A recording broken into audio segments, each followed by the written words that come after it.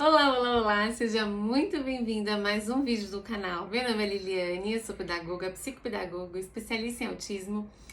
Tenho um filho autista e hoje eu quero compartilhar com vocês 5 situações que me incomodam no autismo. E por que eu decidi falar sobre esse tema? Porque eu ainda vejo que tem muito preconceito, as pessoas confundem muito os assuntos relacionados ao autismo e entram por um caminho que subestima a pessoa, não olha para a pessoa e só para o diagnóstico. Então eu quero falar aqui das 5 situações que me incomodam bastante no autismo e eu quero saber a sua opinião depois aqui nos comentários, tá bom? Não esqueça de curtir, de comentar, de compartilhar, de seguir o canal, porque isso me ajuda e te ajuda também, porque eu vou trazendo mais dicas e entendendo do que vocês gostam e querem ver por aqui, tudo bem? Então vamos lá! Coisas que me incomodam no autismo. Tô olhando aqui porque tem uma colinha que eu fiz uma listinha para poder conversar com vocês. Pessoas que chamam meu filho de bebê o tempo inteiro. Por quê? Porque quando você chama uma pessoa, por exemplo, no caso do meu filho, que tem quase 2 metros de altura, 23 anos, você chama um homem de barba fechada de bebê, o que você está dizendo de informação para essa pessoa? Que ela é altamente dependente, que ela é incapaz de dar conta da própria vida, que ela nunca vai conseguir fazer nada. Porque qual é o problema aqui? As pessoas não poupam os autistas. Elas não falam isso de forma escondida. Elas falam na lata dos autistas, na cara, como falam direto pro meu filho. Na minha frente, na frente dele. E aí as pessoas não refletem de que chamar uma pessoa que tem desejos, que tem vontade de namorar, que diz que quer trabalhar, que diz que quer estudar, que quer fazer um monte de coisas de bebê. Tá dizendo o que pra ela? Que ela é uma incapaz, porque um bebê não é altamente dependente de todo mundo? Entendem? Porque isso me incomoda tanto. E eu acho que a gente precisa refletir sobre isso e mudar as nossas falas. Porque além de chamar de bebê, colocar essa pessoa, seja criança mesmo com 8, 9, 10 anos, ou um adulto autista, você pega essa pessoa e coloca num lugar de que, então se eu sou bebê eu não preciso me esforçar para aprender nada. Porque bebês, eles não precisam aprender nada, concorda? Eles só vivem e dependem de outras pessoas. Então, por essa razão, eu penso que nós temos que mudar a nossa postura, a nossa fala, o nosso comportamento em relação às pessoas com diagnóstico, e neste caso, os autistas, que eu percebo que são os mais afetados. Segundo ponto, quando as pessoas ficam surpresas com as coisas que meu filho sabe e é capaz de fazer. Minha gente, aqui eu vou abrir um parêntese para quem não lida com os autistas, né? As pessoas de fora. Gente, vocês têm que parar com isso. Autistas dão conta de milhões de coisas. A questão é, vocês são tão acostumados a julgar pelo diagnóstico e não olhar para a pessoa por detrás do diagnóstico, que vocês acham que eles são incapazes de tudo. E aí muitas pessoas falam assim, nossa, mas ele consegue fazer isso? Nossa, mas ele sabe fazer comida? Nossa, mas ele dá conta de ficar sozinho em casa? Sim, gente, porque eu ensinei. Porque o pai dele ensinou. Porque a gente se esforçou para caramba. Para transformar esse menino num adulto minimamente funcional. Por quê? Porque o nível de autismo do meu filho era nível 3 de suporte. Eu digo que era, por quê? Porque ele caminhou muito dentro do espectro e hoje ele sabe muitas coisas, ele aprendeu muitas coisas e ele toma as decisões dele. E assim, eu acho que aqui também entra num ponto de que assim, aí para os pais, obviamente, vocês precisam amadurecer essa ideia de como lida com os autistas, né, com os filhos de vocês aí. Por quê? Porque a gente tem que pensar no longo prazo, no sentido de que a gente precisa deixar pessoas que dão conta de lidar com a própria vida. Pelo menos no básico. Eu sei que tem aí níveis de autismo que são bem complexos, que são altamente dependentes, mas a questão é, se a gente não começar a ensinar desde o início, descobrir o diagnóstico, entende que assim, talvez seu filho aí tem 2 anos, 3 anos de atraso cognitivo, correr atrás disso, estimular, pensar assim, tá, o que uma criança de 3 anos tem que aprender? Um exemplo, tá? O que uma criança de 5 anos precisa aprender? E focar nisso, estimular seu filho. E aí, para além de uma estimulação aí, né, partindo de processos terapêuticos, pensar que, tá, uma criança de 5 anos dá conta de quê? De ajeitar sua cama, de recolher os brinquedos, de começar a fazer uma tarefinha. Vamos delegar isso. Ah, Liliane, mas vai gastar um tempão ensinando. Vai. Mesmo que seu filho não tivesse diagnóstico, você teria que gastar um tempão ensinando. Porque toda criança é assim. A gente precisa trabalhar os processos com ela. Mesmo que sua criança passe, sei lá, das 7 da manhã às 7 da noite na escola, mesmo uma criança sem diagnóstico, pensando nesse raciocínio, ela teria que ser ensinada. Ninguém aprendeu nada sozinho. Todo mundo aqui, de algum modo, foi ensinado pelo pai, pelo irmão, pelo tio, enfim, alguém ensinou algumas coisas. E é isso que a gente precisa pensar. O que eu posso ensinar para o meu filho para que ele se desenvolva melhor, ok?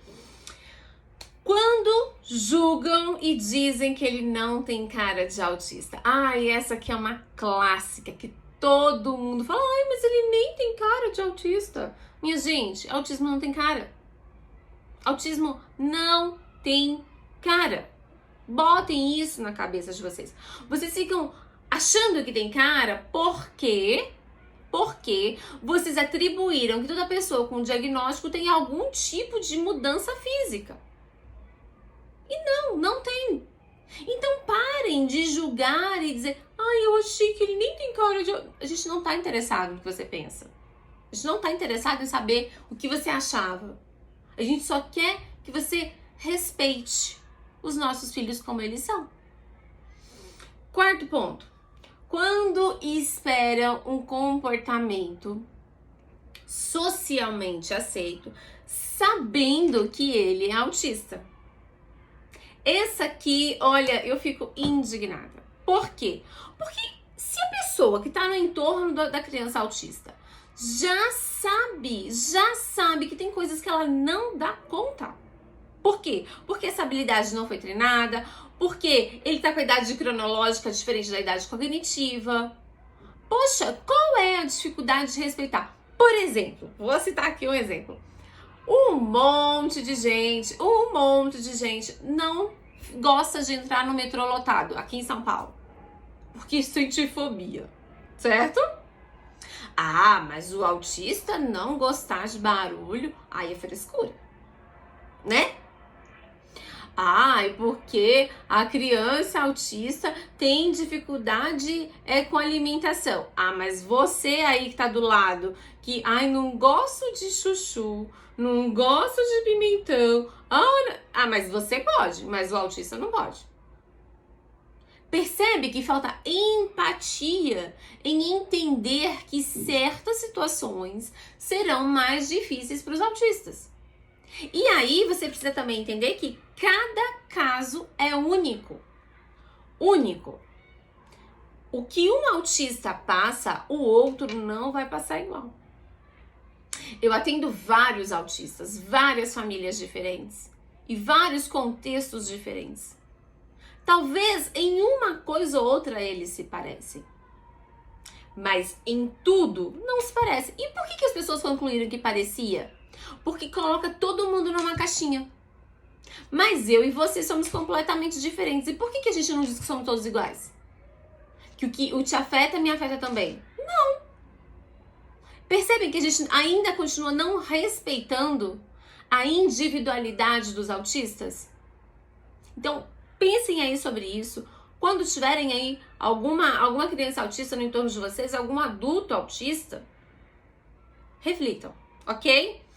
E quinta situação. Essa me pega um pouquinho ainda, viu, gente? Por quê? Porque a gente faz um esforço fenomenal para os nossos filhos começarem a dialogar, a tentar ter uma relação, estabelecer um relacionamento com as pessoas no entorno. E aí tem sempre aquela pessoa que ignora os nossos filhos. Tá, talvez você diga assim, mas Liliane, ignora essa pessoa também. Tá, gente, eu posso ignorar a pessoa. Mas percebem o quanto que é dolorido. Por quê? Porque a pessoa ignora os nossos filhos, mas não entende o esforço que a gente fez por trás para fazer com que ele consiga ter esse diálogo, para fazer com que ele consiga refletir sobre algo e querer conversar com alguém. De novo, parênteses, eu tô falando aqui, gente, de um autista de nível 3 de suporte, que a gente sabe que é um assunto mais complexo, né?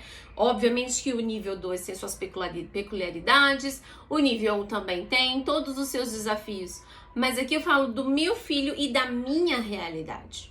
Talvez não seja a sua, mas talvez faça algum sentido também pra você. Então por isso que eu digo que isso me incomoda um pouco ainda. Por quê? Porque eu sinto que as pessoas dão uma ignorada. E às vezes só responde o que ele pergunta, ou então nem responde. E poxa, ele tá fazendo um esforço genuíno, porque ele vai pegar um assunto que ele gosta e tentar conversar com a pessoa pra desenvolver outro. E a pessoa, tá, não é obrigação da pessoa? Tá, pode não ser também. Mas o que custa o mínimo de esforço, né? E ajudar o outro. Porque quando a gente entende que é através dessas vinculações que a gente estabelece, desses relacionamentos, dessas trocas, que todos nós melhoramos como pessoas, porque eu acredito muito nisso, que é através das trocas que a gente vai também se melhorando, se autoconhecendo e tudo mais. E a gente vai tirar isso dessas crianças, desses adolescentes, desses adultos. O que sobra para eles? Ficar na solidão? Ficar excluído da sociedade? Ou permanecer só no grupo de autistas? Porque é o único lugar que talvez ele encontre acolhimento? Ou só no grupo da família? Então percebem o quanto que isso pode ser difícil, dolorido, e que a gente precisa triplicar os esforços para que essas coisas evoluam, encaminhem e os nossos filhos sejam respeitados e aceitos. Então assim, quem estiver ouvindo tudo isso que eu falei aqui, reflitam aí na vida de vocês. Se você não tem filho, parente, ninguém com autismo, reflita. Qual está sendo a sua contribuição na sociedade? O que você tem feito para ajudar pessoas com inúmeras dificuldades aí na sua vida? Quando você tem estendido a mão, quando você tem sido uma pessoa que opta por interagir com essas pessoas, por respeitar a individualidade dela? E se você for pai, mãe, deixa aqui o seu comentário, eu também quero saber o que é que te incomoda aí dentro do diagnóstico de autismo, que é, né, uma coisa bem trabalhosa pra gente que é pai e mãe. É isso, pessoal. Um grande beijo. Tchau, tchau. Até o próximo vídeo.